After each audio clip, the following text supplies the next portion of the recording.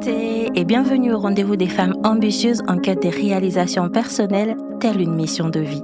Je suis Jeanne Bongo, la révélatrice, ton hôte, ta coach et bien plus. Si tu te sens tiraillée entre tes projets ambitieux et un quotidien frustrant, même après avoir construit une vie qui te semble parfaite, sache que derrière chaque femme ambitieuse se cache une histoire puissante, souvent oubliée. J'ai créé ce podcast avec une triple intention. Te révéler comment décoder ta mission de vie grâce à ton histoire personnelle. T'accompagner à transformer ta vision en réalité concrète. Fini de tourner en rond malgré ton organisation et tous tes efforts. Et enfin, t'inspirer à créer une vie selon tes propres termes, celle d'une femme libre, alignée et pleinement épanouie. Si ces mots résonnent en toi, alors crois-moi, tu viens de trouver ton podcast idéal. Abonne-toi et laisse cet épisode devenir ta propre révélation. Bonne écoute! Mbote, boye madame mona épisode Oyo, bonjour et bienvenue dans cet épisode où nous abordons les sujets du vision board, plus précisément l'anatomie d'un vision board qui fonctionne.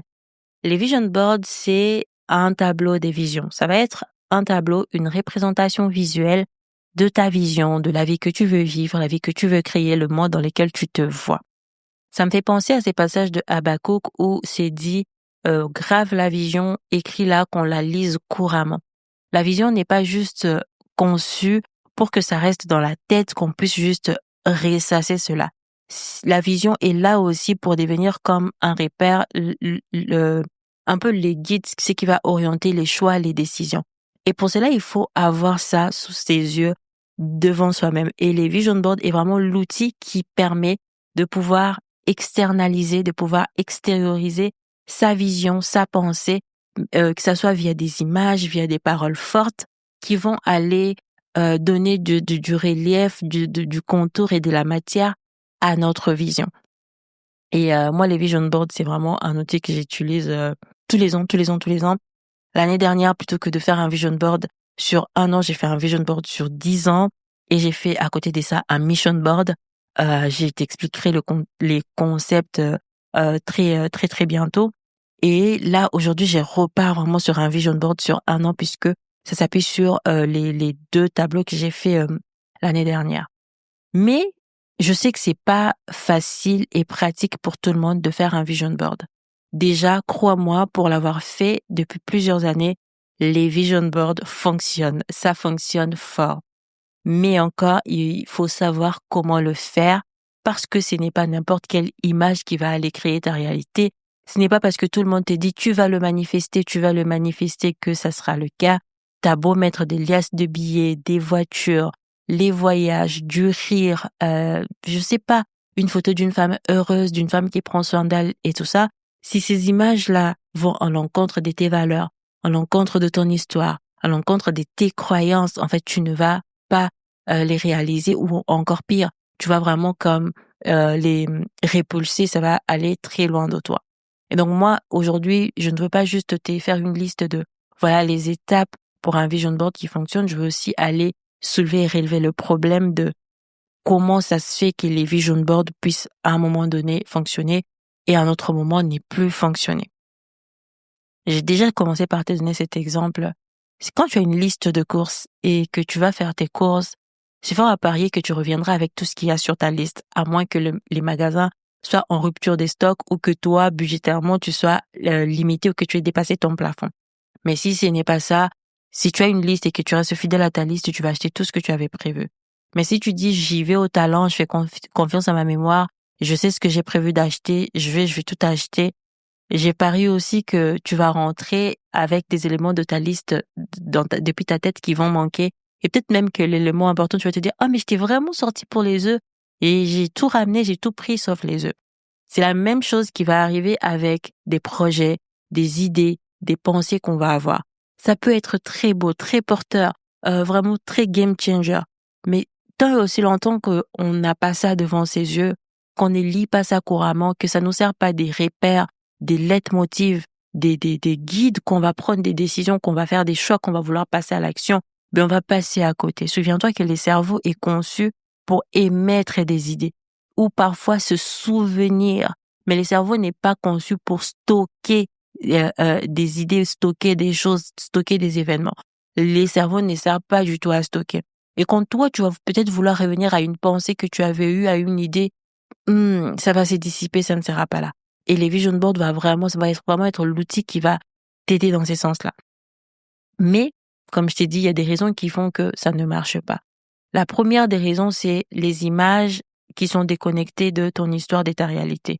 Tu vas peut-être prendre l'image de cette femme que tu as vue au bord de l'océan en train de méditer, alors que toi, tu n'as jamais médité de ta vie, l'océan, tu as les mal de mer, enfin, tu supportes pas tout ça. Tu vas peut-être voir une femme avec un bureau minimaliste épuré, alors que toi, aujourd'hui, ton bureau déborde de dossiers, des post-it, des tasses de café oubliées. Tu vas peut-être revoir l'image de cette femme en voyage. C'est ton droit des rêves où les gens aiment beaucoup partir, c'est vous déjà. À Bali, voilà. À Bali, et alors que toi, tu n'as pas pris les vacances, ça va faire 2 ans. Si tu vas prendre ces images-là, tu vas les coller, même si aspirationnellement parlant, je sais même pas si aspirationnellement ça se dit, même si ça c'est inspirant et ça correspond à tes aspirations, ça, tant que ça n'a pas des substances pour toi, quelque chose que tu as réellement et factuellement vécu, en fait, il y a rien qui va se passer. Je vais te donner un exemple pour que ça puisse avoir du sens pour toi. Si je te dis, oh, pense à un gâteau au chocolat. Imagine que Cédric Grolet fait un gâteau au chocolat et qu'il rajoute les caramels et qu'il rajoute ceci et qu'il rajoute cela. Toutes les choses que je veux te dire vont faire du sens pour toi parce que tu sais c'est quoi un gâteau au chocolat, parce que tu sais c'est quoi les caramels, parce qu'en fait tu connais ces choses-là et quand je te le dis, tu peux les imaginer parce que ça fait partie de ton histoire.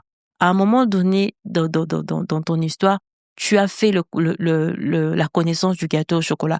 Que tu l'aies dégusté ou non, peut-être tu l'as juste vu.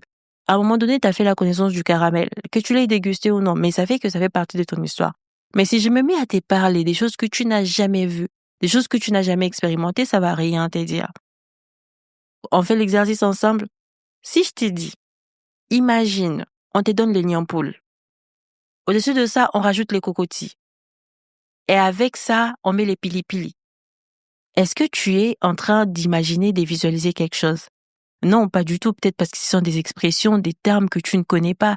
Ça fait pas partie de ta réalité, à moins que tu sois congolaise, de la RDC, ou que tu sois quelqu'un qui est passionné par la cuisine d'Afrique, par tout ce qui concerne la culture africaine de l'Afrique centrale, de la RDC précisément. Là, ce sont des termes qui vont te faire sens. Pourquoi? Parce qu'à un moment donné, tu as été dans la recherche, tu as été en contact avec la culture. Si tu n'as pas été en contact avec la culture, les mots que je viens de te dire ne vont rien représenter pour toi. C'est la même chose avec les images qu'on va vouloir mettre sur son vision board. Tant qu'il n'y a pas des substances, de quelque chose qu'on a réellement et factuellement vécu, on a beau mettre des belles images, mais en fait, il n'y a pas des soubassements. Et ça va finir par quoi? Ça va finir par plus créer une réalité qui va qui va faire repousser les choses que réellement les créer. La deuxième des raisons, ça va être cette dissonance cognitive massive. C'est vraiment quand il y a l'écart, il y a un grand écart. Autant les images ne sont pas les tiennes, c'est-à-dire il n'y a pas des substances dans ton histoire qui se rapprochent ou se raccordent à cette image-là, autant quand il y a un grand écart entre l'image que tu as fixée et ta réalité. Admettons que toi, tes aspirations, c'est cette femme libre de son temps, libre financièrement, libre géographiquement, mais tu te retrouves aujourd'hui à vivre une vie où tu te sens étouffé dans ton travail, tu ne peux même pas voyager, tu ne peux même pas bouger. Et en fait, plus tu vas voir ton vision board, plus tu vas sentir encore que ta vie aujourd'hui va t'étouffer, et t'étouffe davantage. Plutôt que ton vision board puisse devenir un levier d'accomplissement pour ce que tu veux, ça va devenir comme, tu sais, encore une condamnation de plus. Oh, c'est possible, mais pas pour moi. Et plus tu vas te dire c'est possible, mais pas pour moi, le biais de confirmation va s'activer encore fort pour aller faire en sorte que tout ce que tu penses que c'est pas possible pour toi, que ça soit confirmé et que tu reviennes à la croyance de base. Ce n'était pas possible pour moi. La troisième raison, c'est vraiment le manque de tout ce qui va être activation sensorielle ou émotionnelle. Ça va être que tu vas regarder des images, ça va être très joli, bien composé esthétiquement, mais ton cerveau ne va rien ressentir. Et les neurosciences sont vraiment claires sur les sujets. Ce qui va changer notre réalité, ce n'est pas ce qu'on va voir de manière passive. C'est ce qu'on va ressentir activement. Ce n'est pas juste l'image que tu vois, mais c'est surtout ce que l'image te renvoie et ce que tu vas ressentir en ce moment-là. J'ai envie de te dire, on voit 1001 images chaque jour. Si on s'arrête sur une image, c'est que cette image-là nous renvoie quelque chose en miroir. Soit ça nous frustre, soit ça nous met en joie. Vraiment, il n'y a pas des images neutres comme ça. Oh, aujourd'hui j'ai retenu telle image. C'était juste neutre. Non. Quand quelque chose va te marquer, soit ça t'a tellement frustré, soit ça t'a tellement mis en joie, ou entre les deux, en tout cas entre les deux antipodes. C'est comme ça que les choses vont aller rester en toi. Et donc les vision boards, quand ça n'a pas d'activation émotionnelle ou mémorielle, ben ça va juste rester comme, tu sais, quelque chose de beau dans le décor. Alors, qu'est-ce qui va faire en sorte qu'un vision board puisse réellement fonctionner? Ça va s'appuyer sur 3 systèmes cérébraux. Ça appuie sur la science du cerveau. Le premier, ça va être le SRA, donc le SAR, les systèmes réticulo-activateurs, qui va être comme un filtre logique des opportunités. Ensuite, il va y avoir les neurones miroirs qui vont faire comme des simulateurs de tout ce qui va être des expériences, des belles expériences, et aussi la neuroplasticité qui va être comme le récablage entre qui tu es et qui tu veux devenir. Les systèmes réticulo-activateurs, c'est quoi? C'est un filtre neurologique puissant situé à la base de ton cerveau. Sa fonction, c'est de décider ce qui mérite ton attention consciemment. Chaque seconde, chaque jour de ta vie, tu es littéralement bombardé des millions d'informations sensorielles. C'est que tu vois, ce que tu entends, ce que tu sens, ce que tu touches, ce que tu goûtes. Ton cerveau conscient ne peut pas tout traiter. Alors neurologiquement, qu'est-ce que ça fait? Ça crée ces filtres-là qui va comme filtrer tout et ne laisser en évidence que ce qui est considéré comme important pour toi. Tous les restes ça va être un peu comme, j'ai envie de dire, pas ignoré, mais un peu comme si on ne voit pas ça. Exemple concret. Si tu veux une voiture, admettons que tu veux une Peugeot 3008 bleu foncé. Avant ça, il y avait des Peugeot 3008 bleu foncé un peu partout. Les gens roulaient avec, enfin, il y en avait partout. Mais toi, tu ne le voyais pas. Quand toi, tu décides de l'acheter, tout d'un coup, qu'est-ce qui va se passer? Tu vas commencer à voir cette voiture-là partout. Sur l'autoroute, dans ton quartier, au supermarché. Et tu vas avoir l'impression qu'elle est apparue de nulle part, alors que ce n'est pas le cas. C'était déjà là, partout autour de toi. Juste que c'était pas important pour toi, alors ton système réticulo-activateur les filtrait naturellement. Quand c'est devenu important pour toi, tu as eu une intention d'acheter cette voiture-là, de te voir dans cette voiture-là, de conduire, de rouler, de conduire cette voiture-là, dérouler dedans, en fait, tu as dit à ton cerveau, tu as envoyé un message fort, comme quoi c'était important pour toi, et tout d'un coup, il ne les filtre plus, il les met en évidence pour toi. Et c'est comme ça aussi que ton vision board va activer stratégiquement le SAR. Quand tu vas regarder ton vision board tous les jours, consciemment et intentionnellement, tu vas envoyer un message fort à ton cerveau en disant, ça c'est important pour moi, ça compte pour moi, je suis prête à faire en sorte que ceci devienne ma réalité quotidienne. Et qu'est-ce qui va se passer? C'est que ton cerveau va commencer à créer, à recadrer, recalibrer les filtres qui étaient établis pour faire en sorte que les éléments que tu as et que tu vois tous les jours sur ton vision board puissent devenir ta réalité. Et il va commencer activement à scanner ta réalité pour te montrer les opportunités, les conversations, les rencontres et les idées qui correspondent à ce que tu veux créer. C'est comme ça que tu vas voir que à chaque fois que tu vas voir une image, tu vas voir une image et tu vas beaucoup voir cette image-là, ben il y a fort à parier que tu vas commencer à voir cette image-là partout et tu vas commencer à avoir des envies par rapport à cette image-là. Pourquoi? Parce que tant et aussi longtemps que tu fais savoir à ton cerveau que c'est important, ben ça va filtrer ta réalité autour de ça. Résultat, tu vas avoir une conversation dans un café qui va mentionner exactement ces projets que tu veux lancer parce que ton système réticulo-activateur l'a capté. Autrement, la conversation serait passée comme ça. Tu vas avoir une formation qui va apparaître au niveau de ton feed d'Instagram au moment parfait, ben justement parce que ton cerveau le met en évidence, parce que autrement tu serais en train de scroller, tu ne l'aurais même pas vu. Tu vas avoir une personne qui te parle spontanément d'une opportunité totalement alignée et tu saisis l'opportunité, ben c'est le cerveau qui crée la connexion. Autrement, ben j'aurais dit, qu'est-ce qu'il est encore en train de me raconter? Ça n'a rien des magiques, ça n'a rien de la loi d'attraction mystique qu'on te vend partout, à tout bout de champ. C'est vraiment ton cerveau qui va aller travailler pour toi activement et constamment. Mais attention, on n'est pas ici en train de vouloir faire en sorte que les morceaux soient collés parfaitement alors que c'est pas du tout le cas. Pour que ton système réticulo-activateur fonctionne efficacement, les images de ton vision board doivent être suffisamment précises, personnelles et émotionnellement chargées pour que ton cerveau les considère comme prioritaires. C'est exactement pour ça que les images génériques des banques d'images, des Pinterest, que tu prends ci et là ne vont pas marcher, en tout cas pas tout le temps, parce qu'elles ne sont pas assez personnelles, pas assez ancrées dans ton histoire, pas assez connectées à ton identité. Et ça peut faire que ça soit ignoré et ne déclenche aucune priorité neuronale et donc aucune opportunité mise en avant, aucune réalité créée. Les deuxièmes systèmes, ça va être les neurones miroirs. Les neurones miroirs, c'est quoi exactement? C'est vraiment une découverte scientifique majeure des années 1990. Ça va être les neurones du cerveau qui vont s'activer de deux façons différentes. La première des façons, c'est quand tu fais une action toi-même. Et la deuxième des choses, quand tu observes quelqu'un d'autre faire cette même action. Admettons que tu es en train de croquer dans un citron. Qu'est-ce qui va se passer? Peut-être tu as grincé les dents. Tu vas avoir de la aigreur dans les dents, ça va être aigre et tout ça. Mais si quelqu'un autour de toi est en train de croquer les citrons, même si c'est pas toi qui le fais, tu peux aussi grincer les dents, tu peux aussi grimacer. Mais qu'est-ce qui s'est passé? Tu n'as pas croqué les citrons. Pourquoi tu as eu cette réaction-là? C'est parce que à un moment donné, tu ne vas pas faire ton cerveau, pas toi, mais ton cerveau va pas faire la différence entre ce que tu vis factuellement et ce que tu es en train d'imaginer, de visualiser en train d'être fait. C'est pour ça que quand tu regardes quelqu'un pleurer dans un film, tu as envie de pleurer.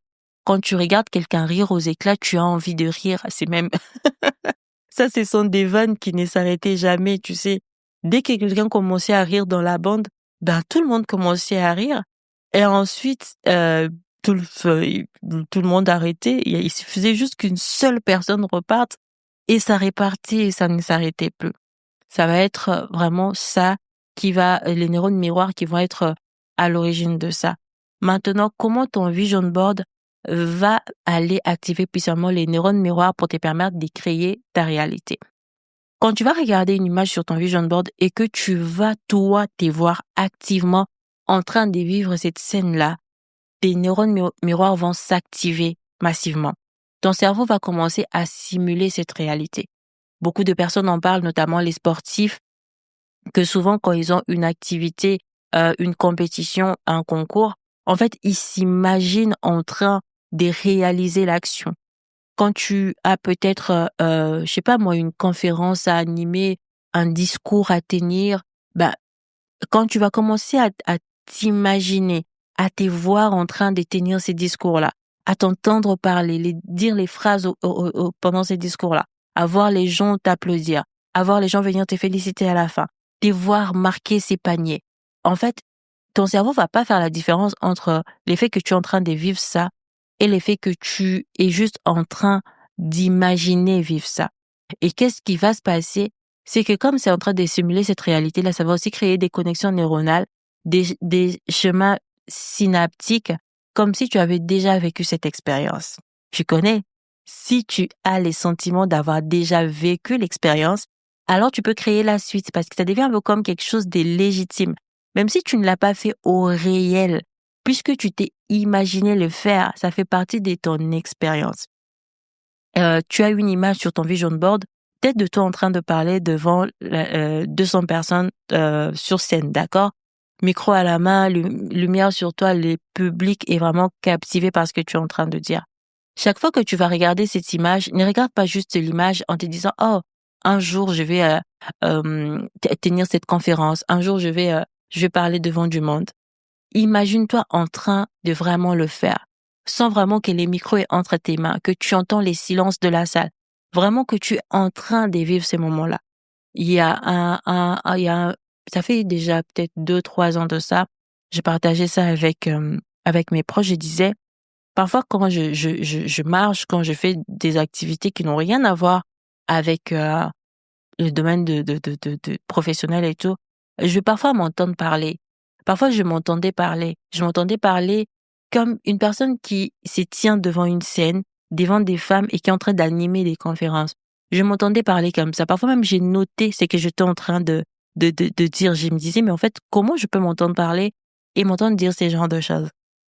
Mais ça venait plusieurs fois, Aujourd'hui, je ne me tiens pas encore devant pour animer des conférences, mais le fait est que j'anime ces podcasts, ça fait déjà plus d'un an que je l'anime, bon, un an et bientôt un mois que j'anime ce podcast. C'est vraiment une preuve de quand tu t'imagines en train de faire quelque chose, ton cerveau ne sait plus faire la réalité. Et ça va aussi aller te donner encore plus de légitimité pour continuer dans la direction que tu veux. Et qu'est-ce qui va se passer? C'est que quand l'opportunité va se présenter dans la vraie vie, une conférence, un événement, une invitation, ton cerveau va reconnaître la situation parce que pour lui, c'est comme si c'est quelque chose qui a déjà été vécu. Il ne va pas paniquer, il ne va pas se fuger, enfin, il ne va pas se figer. Ça va pas être, oh, bonjour, les syndromes de l'imposteur. Ça va surtout être calmement, oh, je connais ça. Tu sais, je l'ai déjà fait, je l'ai déjà vécu plusieurs fois dans ma tête, mais je l'ai déjà vécu. Et tu vas agir avec confiance et même tu vas te surprendre. Tu vas te dépasser toi-même.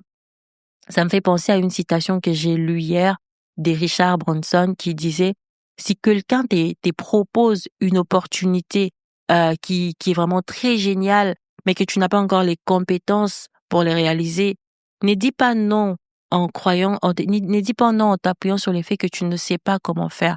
Accepte la proposition et apprends à le faire apprends à les faire pour les réaliser. C'est-à-dire quoi? Oh, l'opportunité là, elle est belle. Je sais que ça va vraiment me sortir de ma zone de confort. Ça va vraiment me rendre fière de réaliser, d'accomplir ça. Mais en même temps, je me sens limitée. Je me sens limitée en ressources. Je me sens limitée en capacité.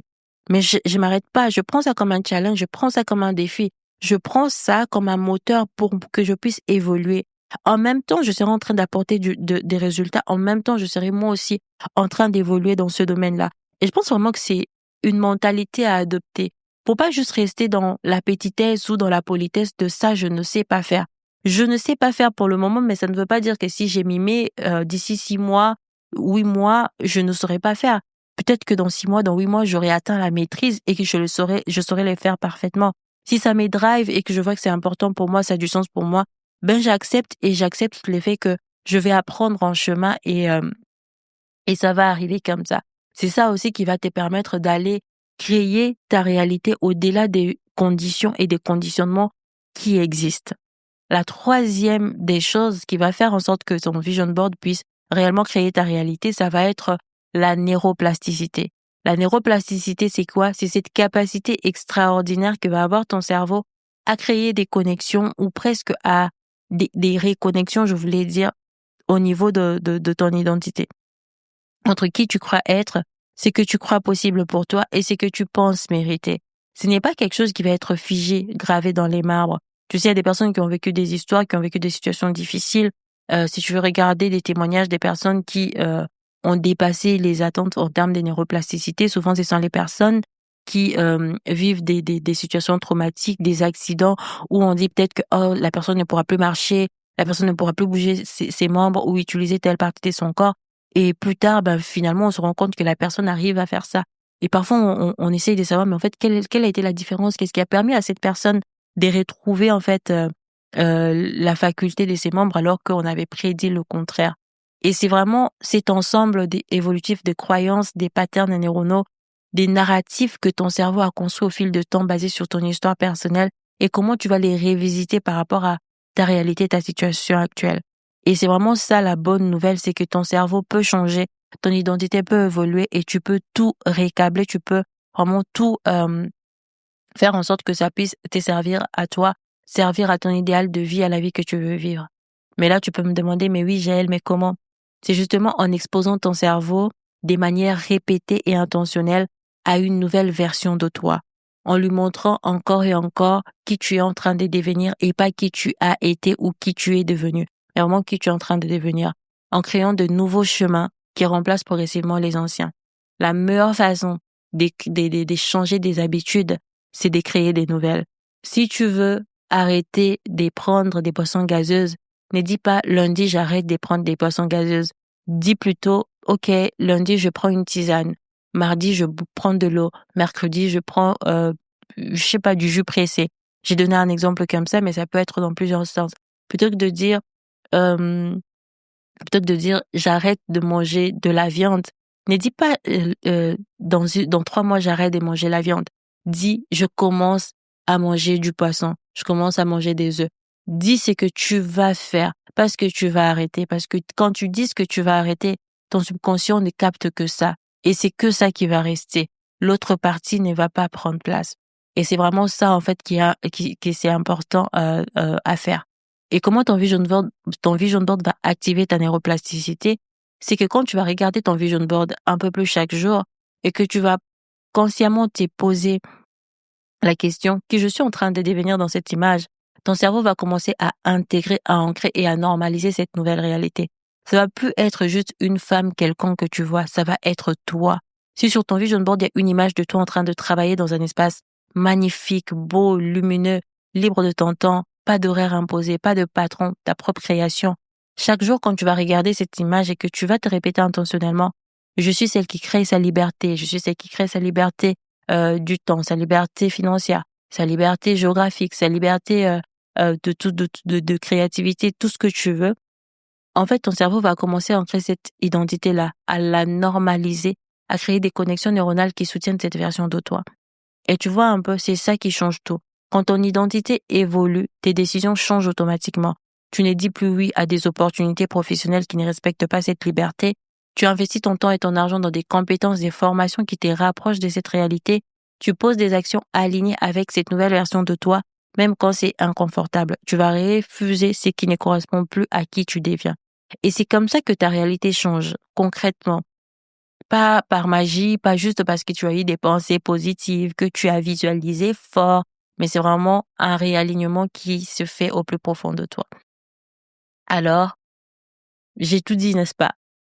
À ce stade, je crois que tu as compris quelle est l'anatomie d'un vision board qui crée ta réalité en t'appuyant sur le 3 systèmes neuroscientifiques. Maintenant, qu'est-ce que toi, tu peux aujourd'hui faire concrètement pour créer ton vision board? L'ingrédient numéro 1, c'est d'aller utiliser tes images, les images que tu as sur ton téléphone. Va sur ton téléphone, parcours les 12 derniers mois ou même les 24 derniers mois si tu veux. Sélectionne les images qui te parlent viscéralement et classe-les dans 4 catégories. Tu vas créer des sous-albums. La première catégorie, ça va être ce que tu as vécu et que tu veux chérir. C'est quoi? Même si tu ne peux pas revivre l'événement ou l'image à l'identique, ça fait partie de ton histoire, ça t'a nourri, ça compte. En deuxième catégorie, ça va être ce que tu as aimé et que tu veux amplifier. Ça va être des expériences que tu veux revivre, mais en plus grand, en plus profond, en plus aligné. En troisième catégorie, ça va être ce que tu veux améliorer. Des domaines où tu vois une marge de progression claire, où tu sais que tu peux aller plus loin. Et en 4, c'est que tu crois possible pour toi. Ça va être des captures d'écran, des images que tu as gardées parce que tu t'es dit, un jour, ça sera moi, un jour, ça sera ma réalité. Et pourquoi cette approche va aller fonctionner neurologiquement? Parce que ces images viennent directement de ton histoire personnelle. À un moment donné, tu as été en contact avec ces images-là. Il y a une substance, il y a un sens pour toi. Et comme ces images-là ont un sens pour toi, ça va être ta base. Tu vas t'appuyer dessus et pouvoir compléter cela. Admettons que un jour, tu as mangé un plat qui était savoureux et que tu as l'image de toi dans ces restaurants en train de déguster ces plats savoureux. Et tu aimerais vraiment que l'alimentation où tu manges et tu prends plaisir dans ton assiette puisse faire partie de ton année 2026. Alors, tu ne voudras peut-être pas manger seulement ces plats-là, mais tu vas commencer par peut-être mettre cette image-là parce que ça a une substance, ça te rappelle quelque chose de factuel que tu as vécu. Et à côté de ça, aller justement rajouter des plats peut-être que tu n'as pas encore goûté, mais que tu aimerais goûter et justement mettre à côté. Donc, on part sur quelque chose qui est factuel et on arrive à quelque chose qui est inspirationnel ou aspirationnel. C'est comme ça vraiment qu'il va avoir les mix, qui va créer l'équilibre et qui va faire en sorte que ton vision board puisse réellement créer ta réalité. L'ingrédient numéro 2, c'est d'activer tes 5 sens pour chaque image. Pour chaque image que tu vas sélectionner, tu vas prendre le temps de te poser ces 5 questions. Au niveau de la vue, qu'est-ce que je vois dans cette scène? Les couleurs, la lumière, l'espace, les détails visuels. Au niveau de l'ouïe, qu'est-ce que j'entends? Des rires, des silences, de la musique, des vagues, des voix, les vents. Plus tu vas avoir ces ancrages-là sensoriels, plus ça va avoir du sens pour toi. Au niveau de l'odorat, qu'est-ce que tu sens comme parfum? Qu'est-ce que tu sens au niveau de l'odorat? Pareil pour le goût, qu'est-ce que je goûte? Est-ce que c'est un repas spécifique? Est-ce que c'est une boisson? Est-ce que c'est un fruit? Qu'est-ce que c'est? Au niveau de toucher, qu'est-ce que je touche? Quelles sensations je ressens? Est-ce que c'est du lisse? Est-ce que c'est du doux? Est-ce que c'est du granuleux? Tout ça. Et pourquoi cette activation sensorielle est critique? parce que tes neurones miroirs vont s'activer massivement quand tu vas solliciter tes 5 sens. Plus l'expérience est sensorielle, multidimensionnelle, vivante, plus ton cerveau va simuler cela comme une réalité. Au point où, au moment où tu vas le vivre, mais en fait, ça va être comme, c'est quelque chose que j'ai déjà vécu. Et bye bye, les syndromes de l'imposteur. Voilà les 3 ingrédients que je viens de te donner. En dernier ingrédient, donc 3e ingrédient, c'est définir qui tu deviens dans chaque image. Ne reste pas juste en regardant l'image en te disant, c'est inspirant, je veux bien. Dis-toi, dans cette image, je suis celle qui devient. Pose-toi la question. Toi en train de travailler dans un café, dans un bureau, ne regarde pas juste ça. Dis plutôt, je suis celle qui crée, qui travaille où elle veut, quand elle veut. Je suis celle qui ne dépend plus d'un bureau étouffant pour pouvoir poursuivre ou bâtir ma carrière professionnelle. Vraiment, vois-toi comme ça. Et c'est ça qui va te permettre d'aller créer ta réalité. L'ingrédient numéro 4, c'est organise cela par domaine de vie. La santé, les finances, les relations, la carrière, les loisirs, les développements personnels. Et pour chaque domaine, choisis 1 à 3 images qui vont représenter exactement ce que tu veux vivre.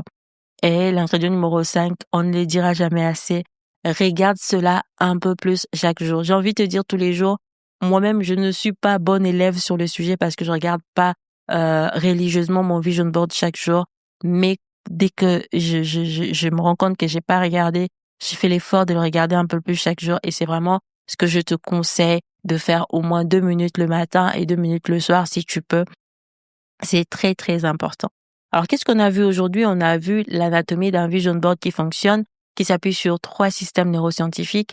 Le système réticulo-activateur qui va filtrer les opportunités alignées avec ta réalité quotidienne. Les neurones miroirs qui vont simuler l'expérience comme si tu les avais déjà vécues et créer la réalité. Et aussi la neuroplasticité qui va comme récabler ton identité et changer ce que tu crois être possible pour toi. Plutôt que de juste te vendre de la théorie et me limiter par là, j'ai préparé une ressource qui va justement t'aider à créer ton vision board de ton côté. La ressource, elle est offerte. Tu la retrouveras dans les notes de cet épisode. Je te retrouve mardi prochain pour qu'on puisse parler de comment créer ta roadmap vivante. Maintenant que tu as les images, maintenant que tu as les idées, maintenant que tu sais ce que tu veux créer, comment on passe de ces images-là au plan d'action, à ce que tu peux faire un peu plus chaque jour. Et pour cela, retrouvons-nous mardi. Prends soin de toi. À mardi. Nous arrivons à la fin de cet épisode, mais ta révélation n'est fait que commencer. Que ce soit une phrase qui t'a touché, une prise de conscience ou la réponse à une question que tu te posais, prends un instant pour laisser cet impact s'installer en toi et rayonner autour de toi. En plus de mes accompagnements et ateliers, tu trouveras dans la description plusieurs ressources pour t'accompagner dans ta réalisation personnelle. Et si cet épisode t'a offert ne serait-ce qu'une petite graine de changement, aide-moi à faire grandir l'impact de telle mission de vie. Abonne-toi et laisse un avis sur Apple Podcast ou Spotify. Sache que chaque geste compte et permet à d'autres femmes de découvrir qu'elles aussi peuvent créer une vie libre, alignée et épanouie. Et ça, c'est grâce à toi, ton abonnement, tes écoutes et tes partages. Merci d'être ici. Prends soin de toi et à très bientôt pour un nouveau rendez-vous de révélation. Bye yo!